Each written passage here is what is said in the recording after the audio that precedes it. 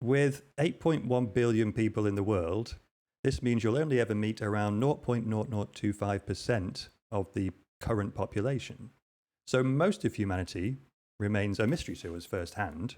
Doing some work with some pupils around their own personal branding and careers and stuff, and looking at with them, sixth form students, I should say, sorry, looking with them at Dunbar's number, and that principle that you can really make very good connections with a small number of people, and then beyond that you've got a certain amount of capacity, and beyond that you move into acquaintances and people you know but you don't really care too deeply about, and all that kind of thing. Yeah. So it's an interesting kind of correlation between that, in that, yeah, but 0.02 0.0025. 0.0025. Wow. So, I mean, essentially, you have no chance of getting it up to 1% in your lifetime. It just cannot happen unless you just spend all your time meeting a new person every single second of your life. And what's the point in doing that just to hit a number, right? Comes back. Well, yeah, exactly, yeah. About connections and the value you get from those connections. And actually, talking about the Diary of a CEO podcast, they were talking about that very same thing, actually, in that they were talking about the fact that, with a lot of young people, particularly these days, spending an awful lot of time online gaming. Jimmy Carr was saying that that's essentially a proxy for a career, because that's given them the opportunity to develop and progress in a career that they don't have yet, because they're in school and they can't then do that. And then in certain cases, the propensity to visit certain X-rated websites and things like that is actually a proxy for sexual relationships that they're not having. But how that then feeds those dopamine levels in an artificial way. And if we don't have the human connections, like Jimmy Carr was saying about, for example, learning to shave. I learned to shave from my dad, but a lot of young people these days will learn to shave from watching YouTube, and therefore there's not necessarily that bonding moment that goes on as you're learning. You cut yourself, right? How'd you deal with a cut? This, that, and that sharing of those special moments. Maybe, and this is my own thinking on it, maybe therefore those kind of, although the learning experience or the learning outcome might be on paper very similar, the actual, I suppose, progress as opposed to growth is different, in that you might make progress. I couldn't shave, I now can. You might see that as progress, whereas growth, I couldn't shave, I now can, but I've also had a really good laugh with my dad.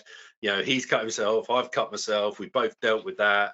We're all laughing as we're cutting ourselves. Exactly. And that whole bonding experience, creating much more of a memory.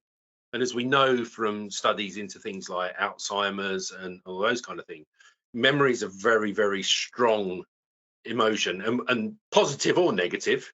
I was unfortunate. My mother-in-law had early onset frontal temporal dementia, so we lost her age 63, and probably for the last 3 years of her life, the only thing she responded to was music, because she liked it or she hated it, or something that was hilariously funny, or something that was really actually pretty terrible. And her reactions weren't always appropriate, as you can imagine. But that was the only time we got any kind of emotion from her in probably the last 3 years of her life, because it was stimulating those memories clearly in her brain that was still in there and still active. And that was the only time we got to see her in those last few years of her life. So I think, those personal connections are all the more important, as long as they are quality connections. And like you say, not just ticking them off. How many people have I spoken to this week? And it's easy to do it. As a teacher, I used to try and, on a Friday afternoon, make a point of ringing 3 parents at the end of the week to give a positive phone call home for 3 kids. Because it would make me feel happier at the end of the week. I'd go away to my weekend going, I've made 3 positive phone calls, and that would close off my week. But also 9 times out of 10, it would also make the weekend for those kids who then parents have got a phone call and it was really positive, and hopefully they come back on a Monday and they've had a really good weekend as a result of it. So I used to try and do that as much as possible, but then I was conscious that sometimes I only really wanted to make 2 calls, but I said I was going to do 3, so then I'm scrabbling around for another one because I'm trying to hit a quota. Yeah. Then you start to question, well, how valid was that then? Am I just doing it for doing it? Actually, well, there's some weeks where I don't really have any justifiable reason for ringing anybody, but I'm doing it because it will make me feel better. And there's an interesting kind of balance around that as well. So, yeah, I think, it does make you appreciate it more, to come back to your question, doesn't it? Yeah. And I just can't stop thinking about all the people who, you could get on famously with, who could be your best mate, who you will never meet. You will never get that chance. And that was one of the motivators behind me learning languages, actually, because I was a language teacher. So I taught French, Spanish, German. But over my time at school, I did French and German at GCSE, really enjoyed it. And I got the opportunity to do Russian GCSE on a Saturday morning at our local sixth form when I was in year 10 and 11. So I did French, German, Russian GCSE. And then when I went to sixth form, I had the option to do Spanish GCSE in a year. So I did the Spanish GCSE and really enjoyed it. And they offered me the opportunity to do the A-level the following year. Really enjoyed that. So I ended up going off to university and doing the degree in Spanish and Latin American studies, and then taught Spanish, French and German for 20, 25 years. German less so because it kind of phased out in the schools I was working in. But obviously that opened up a whole new opportunity, because prior to that, I would have only spoken probably to the English-speaking people, but then I got the opportunity to speak, and to go and live in Spain and Mexico, and I did work experience in Germany. I worked for Lufthansa when I was 16. Did 3 weeks work experience at Lufthansa in Cologne. Lots of opportunities to do like exchanges and things like that, and met people that I would never have met if I hadn't learned the languages. So, yeah, it's just opening up more opportunities. Yeah, I think, I'm still in Thailand. I think I've told you that before. Yeah, and I've been out here. It'll be 2 years in August, and I've met someone and got engaged while I've been out here. And I just always think, thank you very much. But it just emphasizes that even more for me. I went to the other side of the world and met somebody who's lived and grown up in a completely different way to how I did in the UK. I mean, very little in common, really. Even you wouldn't believe, just the popular culture stuff that you take for granted, that I could just talk to you and know that you'll know about the Beatles. To pick a really, really obvious one. And my fiance doesn't know anything about the Beatles. I don't think she's even heard of the Beatles. But we have these conversations all the time, and it's just like, really? Oh my God. But that's such a great opportunity to open up a new world, isn't it? You've never heard of the Beatles, right? Yeah, exactly. Yes. I mean, another example, the film Titanic. I'm guessing you've seen the film Titanic. Yeah, no spoilers though. Just in case anyone's listening. Yeah, no spoilers, of course. No, I mean, we wouldn't want to go that far. That'd be awful. But yeah, she'd never seen the film Titanic, so I got to introduce her to that. And it's not even one of my favorite films. Was that an intentional pun? It might have been. All right, just so we're clear, that is the level you can expect. Absolutely. Yeah. I'm aware that this could go so quickly now. We've done half an hour already, and I think I've asked you one question off my list. And really, I want to get onto AI. So I think, much as I could, there's so many things I would like to touch on. But let's go to AI, shall we? Why not? Well, get AI to answer it, and we'll get through them quicker. So. Do you think it will be quicker? Will it be quicker? Yeah, I mean, okay. What do you know about AI? What do I know about AI? I know what I know, and I think that the end.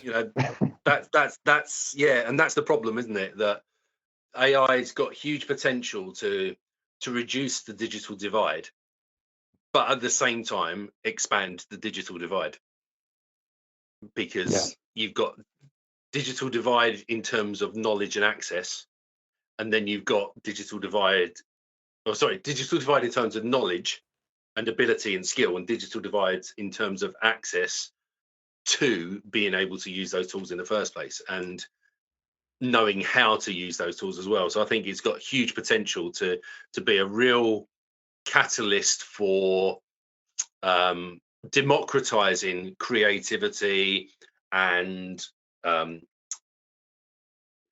you know, for want of a better word, I suppose, productivity. But at the same time, if you don't have the access to those tools, or you don't have the devices to access those tools, then you're going to fall further and further away. So the democratization side of things, I think, is really good, and I do think that there's a shift coming. And I have a lot of conversations, particularly with school staff, around the concept of industry standard tools and what we should or shouldn't be using with pupils. So the long-standing argument about whether pupils doing a photography course or a media course have to, for example, use Photoshop. Of course, they don't have to. The exam boards don't specify that you have to. But a lot of people will say that they have to learn Photoshop because that's industry standard. Yeah. But with the development of technology at the rate it's going in now, and with alternatives that are cloud-based like Photopia or Photopea, however you pronounce it, I'm never sure, Canva and what they've got available, Adobe's online options as well through Express, things you can do with ChatGPT now, and various other tools, I think we'll quickly move to a situation where the vast majority of people will be, you know, if you're talking about like consumers of digital media, for example, the vast majority of people will be happy with a very good product at a very reasonable price over an exceptional product at an exceptional price. So I think we might see a kind of a shift in the landscape where there are still the need for those really top level skills, and the very, very best Photoshoppers and all that kind of thing, they will fall into the top 5%, and there will be a case for them, and there will be business for them, and there will be a charge for them, and it will be premium. But a lot of people will be happy to be able to say, you know what, I've got my wedding coming up.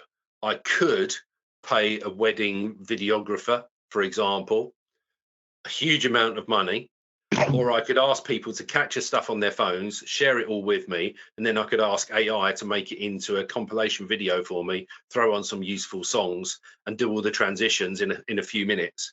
And a lot of people will be very happy with that outcome, I think.